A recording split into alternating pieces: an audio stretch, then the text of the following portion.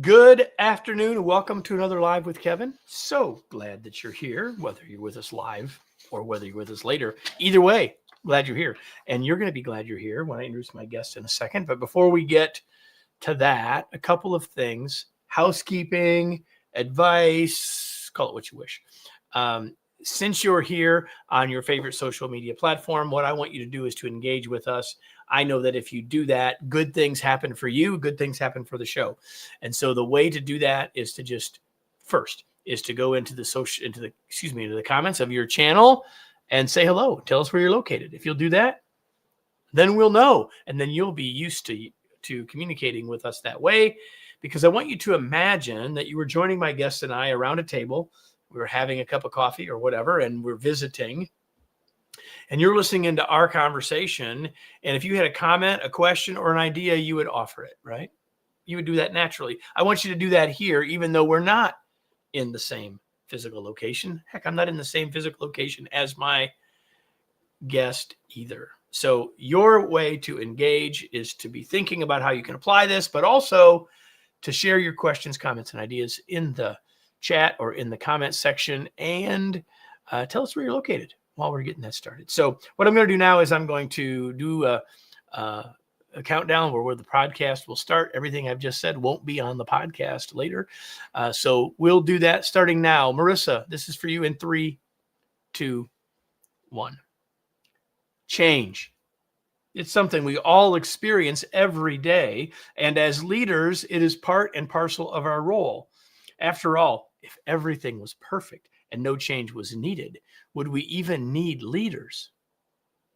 Okay, back to reality. What if you had a revolutionary approach to change? And what if that approach stood on the head and turned some things around from what you believe about change today? But those changes actually made it work better. If you're intrigued, you're in the right place. So don't go anywhere. Welcome to another episode of the Remarkable Leadership Podcast, where we are here to help leaders like you make a bigger difference, grow personally and professionally, and change the world for the better. If you are listening to this podcast, you could be live for future episodes on your favorite social platform.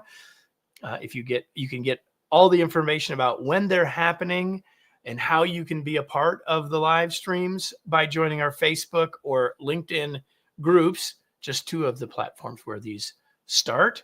And you can do that by going to remarkablepodcast.com/Facebook or remarkablepodcast.com/LinkedIn to get all of the inside scoop. If you like what you are hearing today and want to help in developing your leaders in your organization, let's talk. Reach out to us at info@kevinikenberry.com. We'll schedule time to learn more about your needs and share how and discover how we might be able to help. With that, let me bring in my guest. The housekeeping is complete, and my guest is now here with me. His name is Mohammad Anwar, and let me introduce him officially, or more completely, I suppose I should say, and then we'll get started. He is the president and CEO of both Softway and Culture Plus, and the Wall Street Journal bestselling author of Love as a Business Strategy: Resilience, Belonging, and Success. Our conversation today is about his newest book, Love as a Change Strategy, and we're going to talk about that today: innovation, growth, and transformation. At just 20 years old, while pursuing his BS in computer science with a minor in mathematics at the University of Houston, he launched Softway with his family. What began in 2003 as a small web development company for local merchants has since grown into a global people-first consulting firm specializing in digital transformation, culture, communication, and AI integration without sacrificing humanity. That's a good place to start. Mohammad, welcome to the show. Glad you're here. Thank you. Thank you for having me, Kevin. I'm excited to be here. It is my pleasure. When I said at the beginning, and what I say at the beginning of every episode, this show is about helping leaders make a bigger positive difference in the world. That's what this book is about, in my opinion. Yes. And so I'm super excited for us to have this conversation. The book, again, is titled Love as a Change strategy. And so I want to start here. Tell me what the big idea of the book is, because we're going to make that the focal point of our conversation. So Yeah. what's the big idea? So the big idea is that, number one, there's rapid change happening around us, and it's only going to get more rapid in terms of amount of change. Us as humans and humanity have to be faced with, especially when it comes to the workplace. And we know for a fact that a lot of the change initiatives that get deployed don't achieve the results they anticipate. 78% of the change initiatives fail to achieve the outcomes we started for. So the big idea is, how can It's not a we very good create? report card, by the way. Okay, yes, it's not a very good report card. Absolutely. Um, so the big idea is, how can we create more change effectiveness or get humans to adapt to change readily to help achieve the outcomes we desire at a high rate of success versus where it is today? And we believe that love is a catalyst to help change stick. That's the big idea. Okay, there are people who are listening. Yes. Listen, there may be people who've already tuned out, which we can't help. But the people that are listening are asking the question, wait a minute, love? Uh, Yeah. so let's start here, since you've now put that word, that four-letter word in the title of two books. Yes. In this context, what do you mean by that? Let's start there. Yeah. So in the context of work or business or change strategy, we're not talking, number one, I'll clear up the air. We're not talking about the romantic rom-com type kind of love where your hot best friend is your soulmate, or we're walking down the prairie with no running water but everybody's so happy. That's not the kind of love we're talking about. We're talking about simply putting people at the center of all our business decisions and change strategy. It's starting with people, where people are able to have the necessary honest conversations and not put things under the rug, where we're able to have tough love conversations and have honest conversations and get through conflict so that we can come out on the other side with transformed relationships, where we're able to lead people through embracing change, not detesting it, where we're able to help people appreciate that when there is safety for us to be creative and lead change from a place of psychological safety versus fear. That is what we're talking about. And so, what we realize is that a lot of the change initiatives today, with some of the frameworks that are available and organizations prescribe to, we prescribe to creating a manufactured burning platform, which is essentially a fear-born approach to let people to come along and follow the change. And while I think there's a time and place for that type of change, love allows us to create safety for people to keep wanting or desiring change without going to a place of fear, where the amygdala part of the brain gets activated and all they think about is flight, fight, or freeze. Here we're saying, let's do it in a psychological safe manner where the executive function of the brain is still active, so they're actively receiving the change and willing to adapt, to grow with it, to embrace it, to create the outcomes we desire with the changes we're trying to institute. And love creates an environment which we describe as culture of love, that allows us to create cultures of change readiness, where people of the organization are more willing to embrace change versus resist it. So that's what we mean when we talk about love as a change strategy. So one of the things when I was reading the book, when I got to the Yeah. you told the story. Most people have heard of the burning platform. Most people don't actually. I have found most people don't actually know the source story. But you tell the source story, and I smiled when you sort of just said it, that this is almost like the anti-burning platform approach, and I smiled because that very much aligns with the way we talk about it, and how, like I'm saying, like, yeah, you can get people to want to leave the current state, but if all they're doing is jumping off, they may not be jumping where you want them to go. So there's lots of challenges there, and that's just an example, everybody, of how I think this conversation and this approach sort of stands some of your conventional knowledge or conventional wisdom on its head a little bit. Um, how did you come to the conclusion that love is the change strategy, love is the business strategy, as you've described it? How did you all as an organization? And but actually, before you answer that, Yeah, I'd say to everybody in the that's watching or listening that this book is interesting in its makeup because there are lots of books that are business parables, and there are lots of books that are story based, and there are lots of books that are sort of research based or whatever. This is a book that is an interesting mix of the two. There are parables, but they're based on real life stories in your organization. that's Um, right. and so I think as you read the book, you will have the answer to the question that I'm asking you. But everyone who's listening hasn't read it yet. So, like, how did you come, Mohammed? You and the team come to determine that love, as you've described it here, is the change strategy we should be employing? Yeah, so it began almost 10 years ago. I was, I had had my company for almost 13 years by that time, and I started it when I was 20 years old.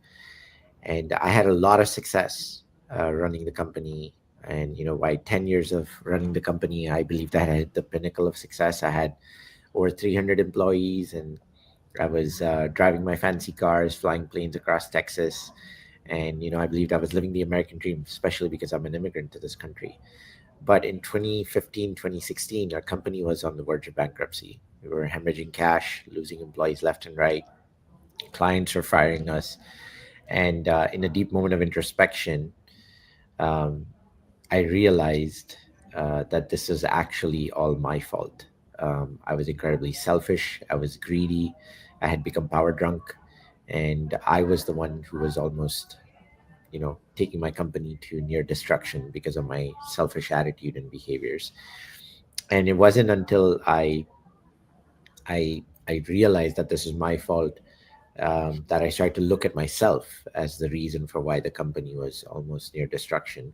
But at the same time, I happened to go to a football game for my alma mater at University of Houston, and this is the 2015 season when they were having a remarkable season.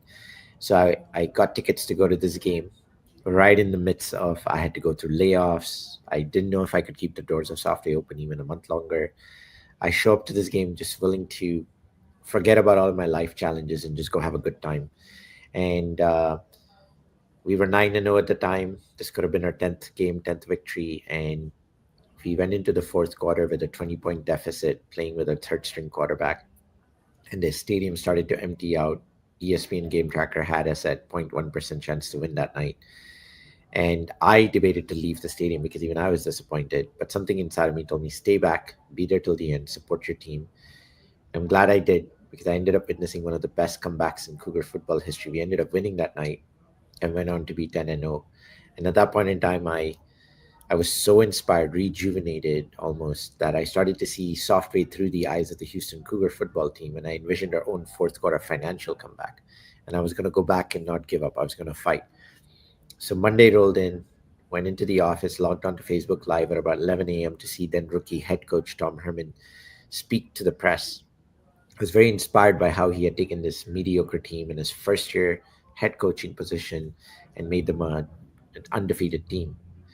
And in the press conference, the reporter asked him, hey, what would you attribute to the resiliency and the comeback victory Saturday night? It's what kind of like he said that changed the course of my life and software. He said it was love. And he began to expand and say it's not the love you dog, love you bro kind of love, but it's the genuine love where the players love each other, where you hold the other heart in the hand kind of love. And it's the kind of love where the players go on the field not to fight for themselves, but fight for their teammates next to you. And that's how you build championship level teams. And that's how you win games like Saturday night. So as he said all of this, like my mind was just exploding because that was not at all what I was expecting. But from that moment, I realized I did not love my team. I did not care for my team. And I committed to go on a journey where I would learn to love my team, change my behaviors, and create an environment where people were empowered to learn, grow, make mistakes, forgive one another, thereby creating an environment of resilience, belonging, and success. And that's kind of what gave birth to Love as a Strategy, because 3 years into the journey, our company went from barely surviving to thriving. And from there on, we've been in this environment where we realize that love can be a business strategy, and love can be a change strategy. Love can be a strategy. As a strategy is what our whole philosophy is. And we have a framework, and we've been developing it further. And the recent book with Love as a Change Strategy is the book that we instituted, given the environments that we're going through, what we're experiencing, where we needed to go through rapid change in our own business. And we're still going through change right now. AI has created a lot of turmoil in terms of technology and the workplace and the environment. And we're having to use our framework of Love as a Change Strategy to help even adapt to AI and empower organizations and leading this AI transformation effort with a human centered approach. So we call it humane first and so forth. So that's kind of the genesis, really, is from football. Arguably the most masculine sport on the planet is where I learned love. And I decided to borrow it into the business, into my business, and experiment with it, lead with it. I'm still on that journey, and we continue to evolve. And we're seeing, no matter what the situation, love can be a strategy to achieve higher success. So in the book, you talk about 6 principles, and we're not going to have time to go into all of them. We'll do it. We'll do that in a second. But one of the things that you talk about, and it's a short section in the book, but it really is an underpinning for a lot of what you've talked about, and I think will help people see where we're headed. There's this short section where you say Maslow's hierarchy, which most of us learn sometime in school. You say Maslow's hierarchy is BS. Yes. So tell us why, and then hopefully you can help hook that together with where we've been and where we're headed. Yeah. So the Maslow's hierarchy of needs is something that a lot of different people have probably studied and prescribed to, and understanding the human's ability to reach self-actualization. And it starts with physiological needs, right? And then safety, and then love and belonging, and then it gets all the way to self-actualization, the pyramid. And what we say is that uh, he's got it wrong, and even he knew it technically. But the reality is that love and belonging should be the foundation, because for us as humans, a baby, when a baby is born, they can't be going and getting their own physiological needs met. They can't go find food and start eating and find safety on their own. They rely on the mother, the parents, the family, the community, the society. And even today, when we have newborns, I'm like, there's no way, without hospitals, without our community, without the parents, without the families, the school systems, the daycares, like all of these societal beings coming together to put food on our table, to have grocery stores be stocked with food, that we can achieve physiological safety.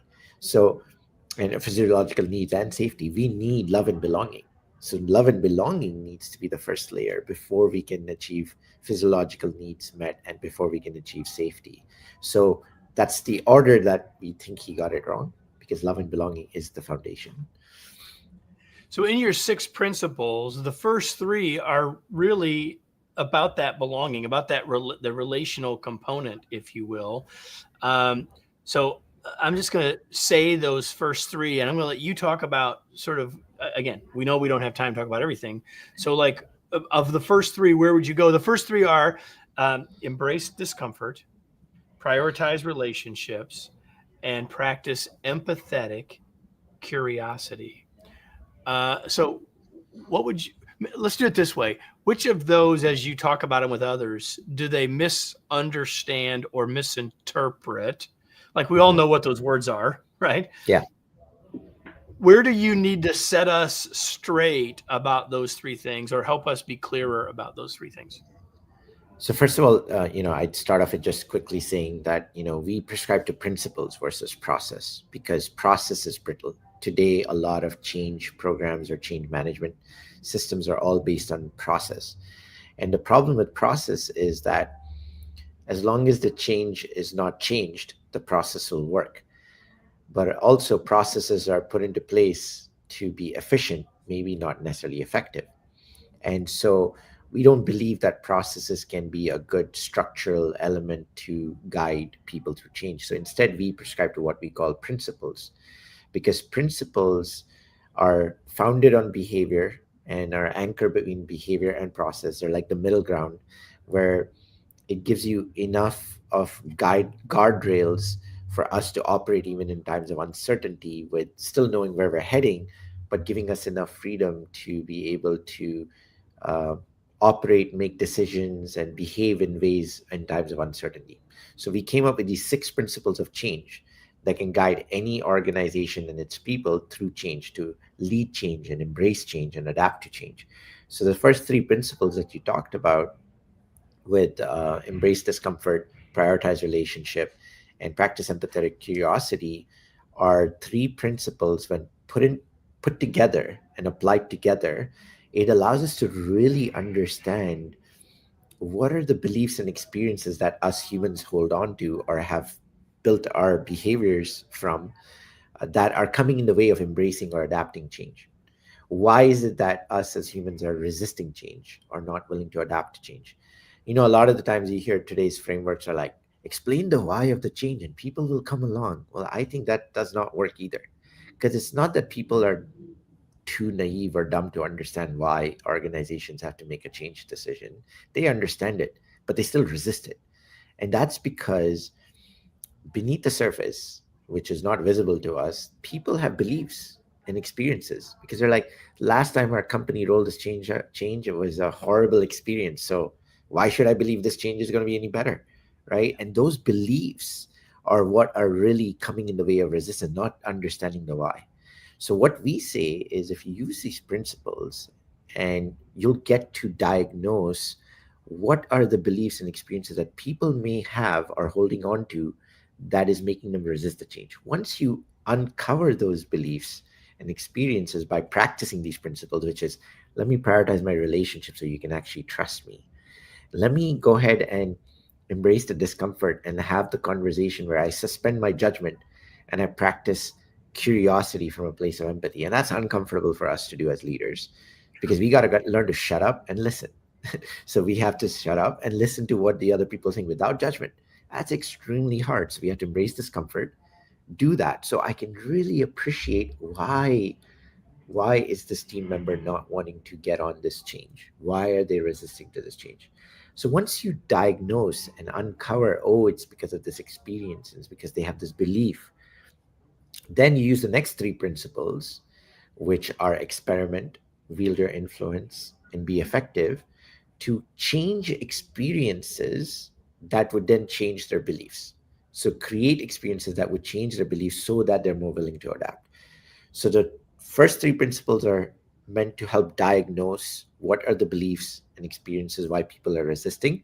And the next 3 principles are guardrails to help you create a safe environment with love to experiment and wield influence, uh, and be effective versus just being efficient with that check the box. And that way you're able to change people's beliefs so they come along with you on the journey to embrace the change. So that's how those, in a nutshell, these 6 principles guide leaders to lead change, but also individuals to embrace change. So it was curious to me, as I started to read the book, that you didn't just say practice curiosity, but practice empathetic Mhm. curiosity. And you've sort of pointed us in that way in this sort of high level description. But say more about why the word empathetic is in there. It's not just being curious, being empathetically curious, if you will. Why is Yeah. that? Why is that purposely included? Yeah, because as leaders, sometimes we can ask questions from a place of curiosity to kind of defeat a person's argument or to try to poke holes. And we wanted to use the word empathy because we're trying to say don't ask questions from a place of curiosity as to what you would do or you would want to do in that person's position, but rather what is the person that you're practicing curiosity with, what is it really that they're feeling and going through. And it's about them, and it's not about you. It's not about what would I do if I was them. It's more about what is it about them that I need to try and understand. So it's changing that, because a lot of times leaders mistake empathy for, well, what would I do if I was in their shoes? No, that's not empathy. That's just you projecting what you would do if you were them. We're talking about empathy where you're really shutting down yourselves to just listen, to understand emotionally, um, what are they feeling, why are they feeling the way they're feeling, and what is it that is driving that feeling. And so it requires us to practice real empathy, and that's why we wanted to say empathetic curiosity and not just curiosity. So someone's listening Yeah. and they're thinking, "Oh, that sounds great," but I have two buts. But number one is, but I don't have time to do all this. Like I've got a real job to do. Number one, Mhm. and number two is I didn't go to school to be a psychologist. So like, how do you respond to those two Yeah. Yeah. concerns? So first of all, we have a saying that busyness is the new comfort for leaders today, right? So our number one principle is embrace discomfort, which means leading change is uncomfortable. So if your comfort is I'm too busy so I can't do this, well, I'd argue that that's just your comfort, your excuse to not do the hard work. So as leaders, we have to do the hard work, and that means busyness is, it can be an excuse. If you look at even in our personal lives, like, hey, why, you have health issues, should you be going to the gym? Oh, I don't have time, when am I going to go to the gym? It's all an excuse. It's our comfort to not do the uncomfortable things. Number one, that's the response to that. Leaders can't say they don't have time. You're a leader because you're meant to solve problems and challenges, and you need to know how to deal with the availability of time and prioritizing where the hard work needs to happen. Second, when you say I'm not a psychologist, why should I practice this? I'm not asking anybody to be a psychologist. We're just asking you to be a human and practice emotional intelligence. That's what empathy is. It's not a therapy, it is emotional intelligence, being able to appreciate and read what the room is, what your people are going and feeling through, is what makes you an effective leader, to be able to lead from that capacity. That's all we're talking about. We're not asking you to go to counseling sessions. So that's the difference. We're only asking you to be human and practice emotional intelligence, which is essentially empathy. So you and your organization work with other organizations on these ideas. Mhm. Which of the principles is the one that you either get the most pushback on, or um, people have the most trouble with? Even if they're not resisting the idea, they're having trouble implementing. Yeah, Which one would you say? I would say embrace discomfort by far is the hardest principle for that I've experienced with, even for myself, but also for other leaders.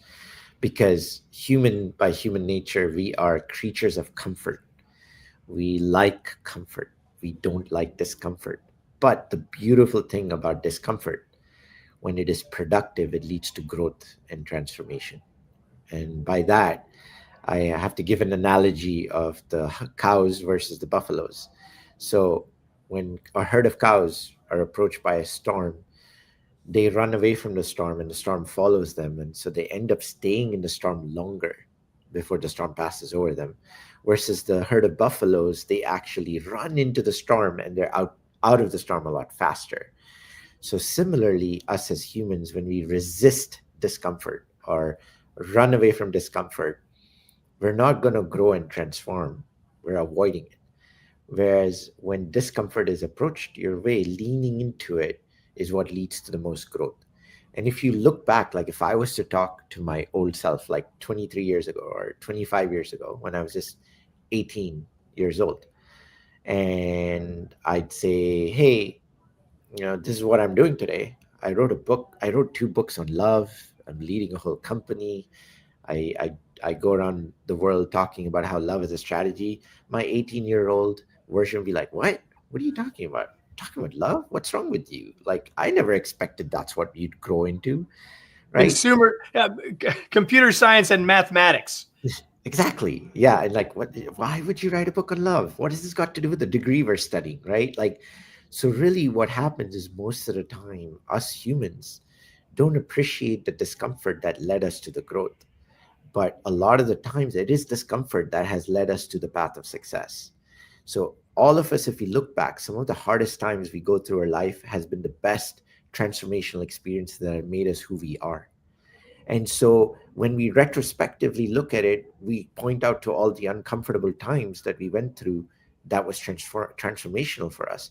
But when we look forward, we don't want to embrace discomfort. Well, we have historical evidence that almost all of us grew by nature of discomfort and hard work. Then why is it that when we're looking forward facing, we resist the idea of discomfort or hard times? So this principle is the hardest because change by nature creates discomfort because it creates uncertainty, and so people avoid it. And what we say is like, hey, if you embrace the discomfort, there is growth on the other side. Now, of course, all of it is up to tolerable tolerable levels, or if that's a word, you know what I mean. Like, how much you can tolerate also determines how much discomfort you can take. But once it's in productive limits, it leads to growth, so lean into it. Which is why, everybody, the last chapter is entitled Choose Your Hard. So I have got to ask you a couple other things before we wrap up. Sure. And I'm going to really shift gears here. I just want to say one other thing before I do that. So as you all were listening today, I said at the beginning that this is a different kind of book because it intersperses like personal organizational stories, not a parable, real life thing with the real people's names and all that, in and the messiness of it in with these principles as a way to illustrate the principles. And I think that Mohammad has described, has followed that approach in this conversation. So if you've enjoyed the approach of this conversation, I'm confident you're going to love the book. And we'll talk a little bit more about where you can get your book and all that in a second. But two other questions before we wrap up. First, what do you do for fun? I love fitness, so I like working out, and I do MMA, mixed martial arts. Every Friday I spar, um, and yeah, and I watch a lot of college sports. I love college sports over professional leagues. You and I are going to have a short conversation about this after the show's over about that. Okay. We will do that Okay. in a minute. Um, Yeah. Everybody, 500, let's see, 524 episodes. Mm. First guest ever to say, I spar MMA. Just say it. So when you're not traveling the world, leading your team, being a dad, sparring in MMA, watching college sports, what are you reading? Yes. So I this morning I read Wisdom Takes Work by Ryan Holiday. I've been almost through the book, but I swap between multiple books. And the other book that I'm reading in parallel is The Empire of AI. Is the second book that I'm reading.